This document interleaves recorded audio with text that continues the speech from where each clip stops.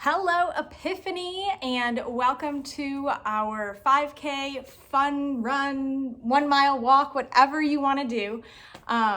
Really excited to be here to walk you guys through a warm up to get your body prepped and ready to go.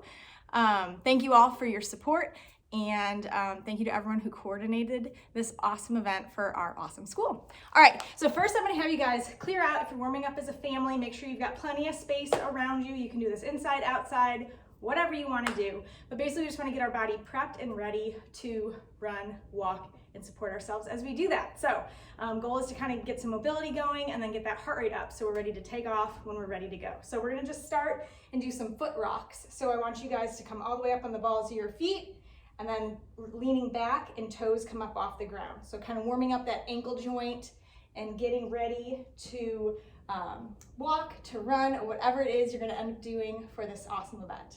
So a couple more here. Next, we're going to go into knee hugs. And so you're just going to take your knee up and hug it at your chest.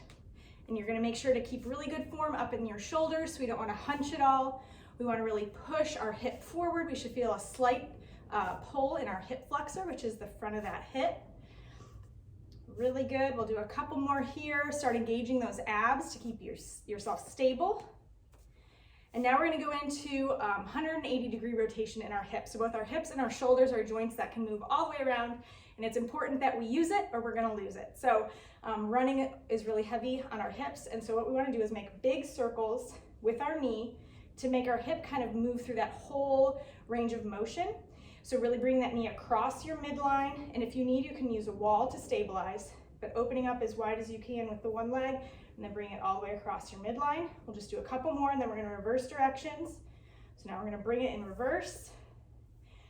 Really tall, proud posture. Proud of yourself for being active. We're going to do big, big circles. Again, we're bringing it across that midline and opening up all the way around. Good, same thing on the other leg. So again, you can use a wall or something for support if you need. Really focusing on good, tall posture, bringing that knee across your midline. Big, big circles, as big as you're able. You might notice one leg or one hip is a little bit tighter than the other. That's fine, that's why we do this. Good, let's reverse direction. So big circles again across that midline, opening up all the way out. Do a couple more. All right, really awesome. Now what I want you guys to do is you're gonna kick your opposite foot to your hand. So really across the body here. Again, really good posture. I don't want you leaning over. I don't want you trying to do any of that. If you can't quite get your foot to your hand, totally fine. This starts engaging those abs that run across our body, our oblique muscles. Start getting our heart rate up. Breathe a little bit heavier. Awesome. Now we're going to do some leg swings. So again, you can use a wall, anything you've got around, but you want to stand up really tall. And you're just going to swing your leg forward and back. And I don't want you kicking your siblings. And I also don't want you kicking too far to where your back collapses. So you should really feel a hamstring stretch when you come to the front and your hip flexor stretch when you go to the back. Awesome. Switching sides. So again, tall posture, abs are engaged, and we're just going to bring the foot forward and back. Using your core, using your ankles, feeling that hamstring stretch when we come forward, and that hip flexor stretch when we reach back. All right, next one, we're gonna do the same exact thing, except we're gonna cross our body. So now you're just gonna bring as far out as you can, your legs swinging, keeping good posture. This warms up our hips, our glutes, all those big muscles that are gonna help propel us forward as we run, as we walk. Good, switch sides. A little bit harder when you don't have the wall with you.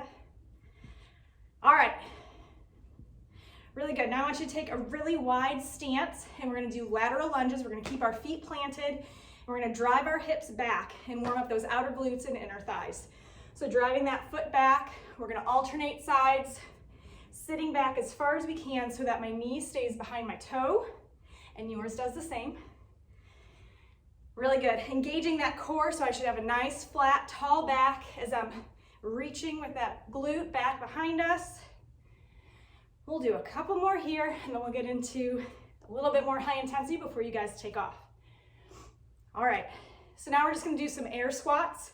So feet are under our shoulders, really tall. We're gonna sit back, knees are gonna drive forward like we're sitting in a chair, a little bit too far behind us. We'll do some squats here. So knees should not collapse in or out.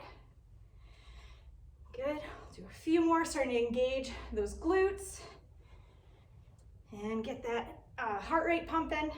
Next one is gonna be some high knees. So I want you to stand tall. If you feel like you're not able to do the jumping motion, that's fine. You could just stay here and march. But if you're able, I want you to bring those knees up high.